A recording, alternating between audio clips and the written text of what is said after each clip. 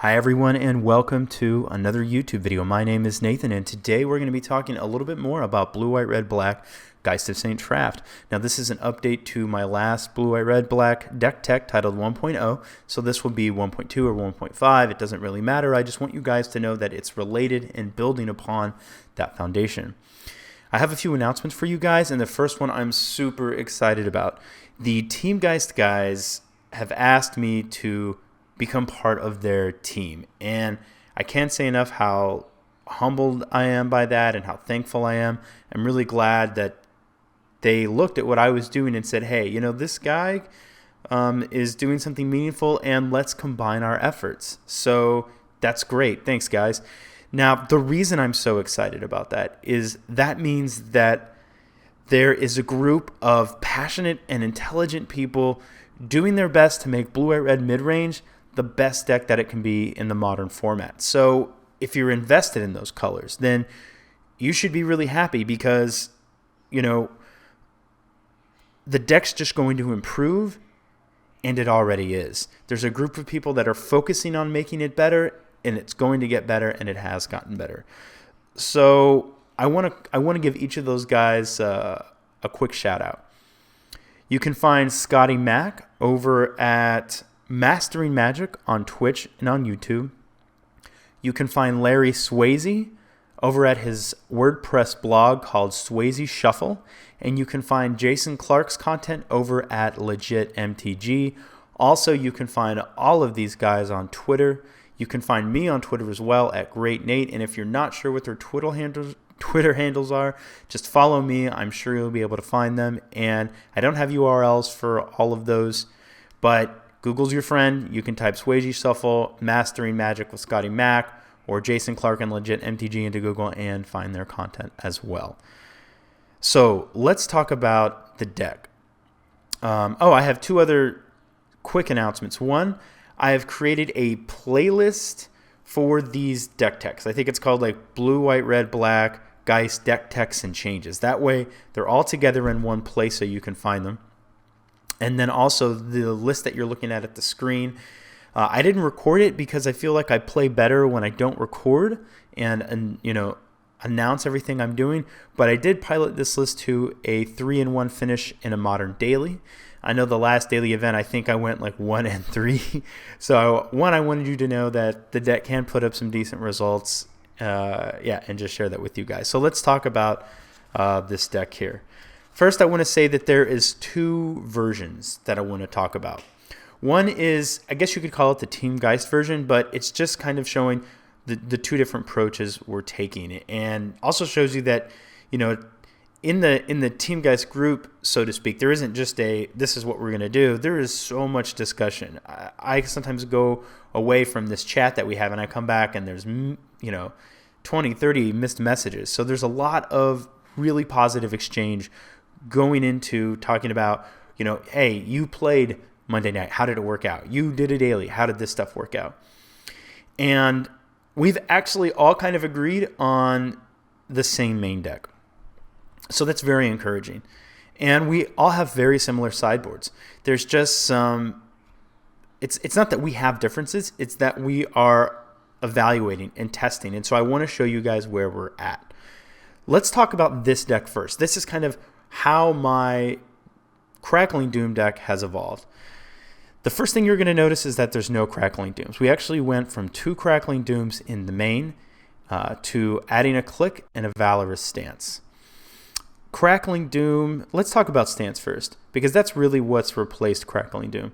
Valorous Stance is functionally just a more efficient Crackling Doom. Most of the time, we're going to just be killing a big guy, and Valorous Stance just does that more efficiently. Now, we do lose the sacrifice outlet, and, you know, that's kind of sad, but if the meta really goes real heavy Boggles or just real heavy Infect, and we feel that we need that, because we still have a Black Splash, we can bring it back in. But right now, I think Valorous Stance hits more of what we want to do more efficiently. Now, one mode that is almost easily overlooked is the Indestructible feature. When you cast this on Geist of St. Traft, it kind of feels like a Boros Charm. You're attacking in and dealing 4. But it's actually like almost casting 2 Boros Charms if you're putting it on a Geist of St. Traft, because Geist lives and then deals an additional 4 the next turn. So for 2 mana, you can effectively get 8 points of damage out of it. And that is a mode that cannot be discounted, especially when the deck is kind of staying true to its heart and running 28 points of main deck burn. So yes, Valor's Dance has been great. I'm running it over Doom for the reasons I mentioned. I really gave Doom a really hard chance, and I think it's a very powerful card. If the meta is different, I think we want Doom. But if the meta is junk, I think we want Valor's Dance. The rest of the main deck is pretty much the same. I'll talk about Click really quick. I brought the 3rd Click back in, and I've actually been really quite happy with Clicks. I think with less Delver being around, less Forked Bolts, there's a lot more chance that we can get in with damage. The upside of being disruptive and having good information can't be overlooked. And having 3 main deck Clicks means we just have a better game against combo decks, and those aren't just, a loss for us game 1. Kind of gives us an angle to attack those decks similarly to what the junk deck is able to do with their hand disruption. We're able to take key pieces. So that's really important. And, if you're trying to get damage in and burn them, it's also just good to be able to take things that sort of prevent that plan from happening. We still have our Thundermaw Hellkite and Batterskull as our curve toppers. Thundermaw's great against junk if they're running Lingering Souls. And I have closed out in testing more than one game by just slamming a Thundermaw and attacking with a Geist and dealing 9 in the air. So let's jump over to the sideboard. Let's see. This is kind of standard, these guys. So we're not going to talk too much about Explosives and Wear Tear. The Purge, everybody knows what that's for at this point. It's for Liliana. It's for Siege Rhino. The Valor stances have been fantastic. Bringing these in against junk gives us essentially 8 main deck ways to deal with all of their big creatures. And because we run 4 Snapcaster Mages, those are effectively doubled. Because we're fighting through so much discard, we really want to bring in as many ways to deal with their big creatures as possible so that we draw them. Negate's also been quite good. It's good against combo decks, control decks, twin, and I don't know if we would necessarily bring it in against junk, but it's been a solid sideboard card. Now, the other cards I really want to talk about are Sphinx's Revelation and Tasigur. I'm going to talk about Tasigur first. Tasigur has been good out of the board. He's good in grindy matchups. He's a win condition, and he can draw cards. And that's kind of similar to Karanos, but he's a faster clock than Karanos, and it's nice that he can also play defense. What I was finding with Karanos is you would play him, and if they topped a Siege Rhino, they were just able to outrace you, and Karanos didn't stop their Siege Rhino. Tasigur, while more fragile than Karanos, is, like I said, a faster clock, can also play defense, and can get you back ahead with his card draw ability. Now, Sphinx's Revelation really overperformed for me in the junk matchup. It basically felt like if I top deck a Sphinx's Revelation and fired it off for 4 or 5 cards, I was able to get so far ahead that I felt like I had an 80 or 90% chance to win that game. There were even some games in testing where I found a Sphinx's Revelation, drew another Sphinx's Revelation, was able to Sphinx's Revelate again, and then Snapcaster Mage Sphinx's Revelation, and I just got so incredibly far ahead that my opponent conceded. Now, you don't always draw it, and if you don't draw it, then the matchup is still pretty hard, but I feel like Sphinx's Revelation is a serious contender for having 2 of my sideboard slots because of how good it is in the junk matchup. You can also bring it in again in any grindy matchup. Twin, you can bring it in against control. You don't really want it against control in the sense that you want to end that game as quickly as possible, but I think it's probably still reasonable to bring in. It gives them another thing that they have to counter.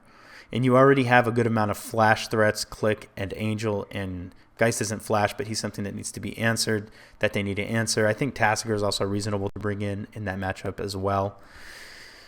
So this is how my last Doom deck of all. This is the list that I piloted to a 3-1 finish. I actually, in round 4, I lost to Amulet. I kind of feel like I punted. He seemed to be off to a very slow start, and I went ahead and slammed Geist. He hadn't played an Amulet yet, and I wasn't sure because I drew a Wear Tear, but I decided to play a Geist. And then he basically untapped, played an Amulet, played a Summer Bloom, played a Hive Mind, and then played a Summoner's Pact, and I was dead. So, some other small changes. We're able to also bring in some Ghost Quarters. This hasn't been a problem yet, since we're just sort of, since our main deck, it doesn't have black, and we're only bringing black in out of the side, and it's really a much easier splash, because we just have black and colorless. We don't have to worry about our mana as much as we did when we were on Crackling Doom, so we can bring these utility lands back in, which is really good against junk and also helps our Tron matchup. And we also have a Godless Shrine over the Blood Crypt. Godless Shrine helps us cast Geist of St. Traff while splashing black. It's probably just better in the main than Blood Crypt. Sometimes I win a Blood Crypt when I'm trying to make double red for Hellkite, but it hasn't been too much of a problem. Okay, so let's look at the other version of this deck. Again, the main decks are identical. What's different is the sideboard, and about most of the sideboard is similar. We all like the Valor stances, the Negate, the Purge, the Wear Tears, and the Engineered Explosives, and the Counterfluxes.